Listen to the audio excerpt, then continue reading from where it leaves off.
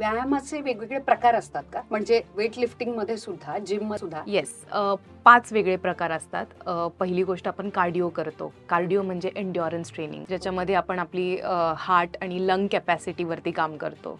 नंतर असतं strength training, ज्यामध्ये आपण स्नायू म्हणजे आपल्या मसल्सवरती काम करतो. नंतर असतं फ्लेक्झिबिलिटी, म्हणजे आपल्या बॉडीत किती लवचिकता आहे, तुम्ही किती इझिली एखादी गोष्ट असं हलवून किती इझिली मूवमेंट करू शकता. नंतर असते मोबिलिटी, म्हणजे तुमची जॉईंटची हेल्थ कशी आहे, जॉईंट किती इझिली मूव्ह होऊ शकतो, इंजरीज किती इझिली प्रिव्हेंट होऊ शकता. आणि शेवटचं येतं बॅलन्स, बॉडी बॅलन्स किती छान प्रकारे तुम्ही करू शकता, एका पायावर उभं राहणं किंवा दोन्ही हात वरती करून टाचावरती करून उभं राहणं. तर असे 5 डिफरंट वेगळे प्रकाराचे व्यायाम असतात. तर तुम्ही तुमचं वर्कआउट प्लॅन करताना हे 5ही गोष्टी लक्षात ठेवून केला पाहिजे. आता हे 5 प्रकार आहेत, पण आपल्याला याच्यातला कोणता व्यायामाचा प्रकार करायला पाहिजे हे ओळखायचं कसं?